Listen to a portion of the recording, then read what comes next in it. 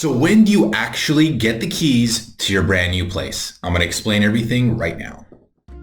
What's up guys, Roger with Vantage Realty and Home Loans coming back at you. Just had a situation with a client who I was helping with the loan, and I thought great opportunity to make a video and explain to first-time home buyers or any home buyers, when do you actually get the keys to your new place, when you should schedule movers, and when you should schedule if you're planning on getting, the place painted or repairs that were negotiated, when should you actually schedule those? So I'm going to explain to you the process right now so that you don't have stress at closing and know exactly when to schedule all the stuff that needs to get done.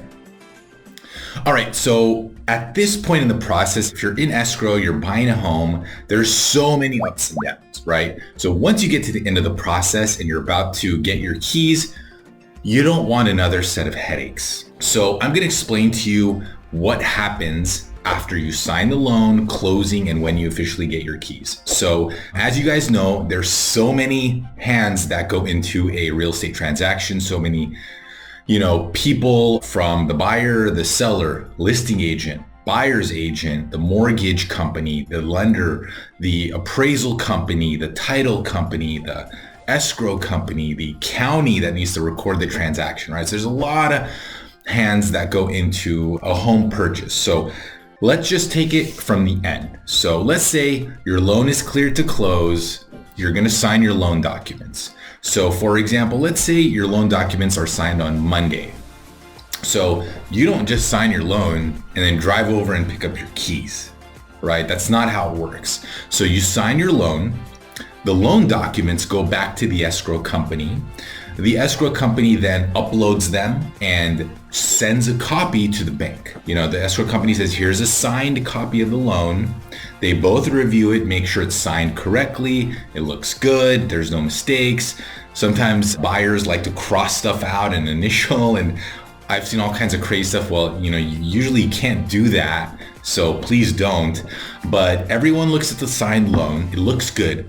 Then the bank sends the wire for your loan, sends the money. So if you're getting a loan for $500,000, they're going to send the money to escrow. So escrow has the loan money, your down payment. After you sign the loan, you're also going to send the rest of your down payment to the escrow company. So you sign the loan. Usually it takes, sometimes it's the same day, but usually it could take 24 hours for everyone to review the signed loan documents, send the wire, right? So the wire is sent from the bank to escrow. Escrow now has the signed loan and all the money. They need to finalize the transaction. So you sign your loan Monday, you go to the bank, you wire the rest of your down payment. Let's say the loan funds on Tuesday. So the bank sends the money to the escrow company on Tuesday. Then the last piece of the puzzle is the escrow company has to record the transaction with the county. I'm not an escrow person, but I think what they do is they send someone down, like a courier, down to the county. So they submit the documents to the county, and then the county sometime during that day will record the transaction. Okay, so you sign your loan Monday, the loan gets funded on Tuesday. Wednesday, the county records, finalizes the transaction. That's when you can get your keys.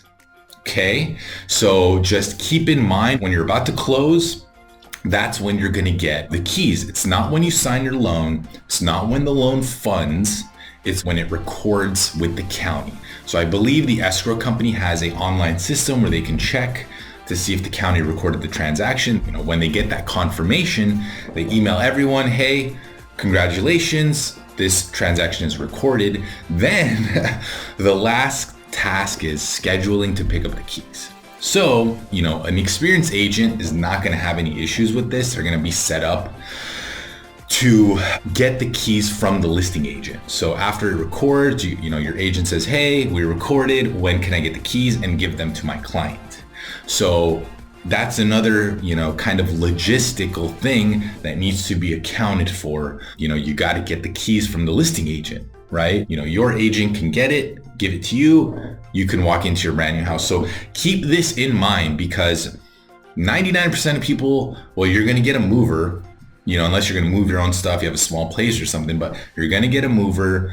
A lot of people paint, you've probably negotiated some repairs, maybe some electrical work or plumbing work. Maybe there's mold, like you want to get in that house, right? So you want to get these things done. You want to get into the house. So stay in contact with your realtor, ask a lot of questions, and schedule your stuff accordingly. In that scenario, you don't want to schedule everyone, hey, all right, I'm going to sign the loan Monday. Let's, hire the movers for Monday or Tuesday and get a painter. Then you're going to have to call them last minute and reschedule. My client just went through that. Very stressful. Already, getting a house can be stressful. So you don't want to add that stress to the list. So sign the loan one day, usually funds the next day, records the following day.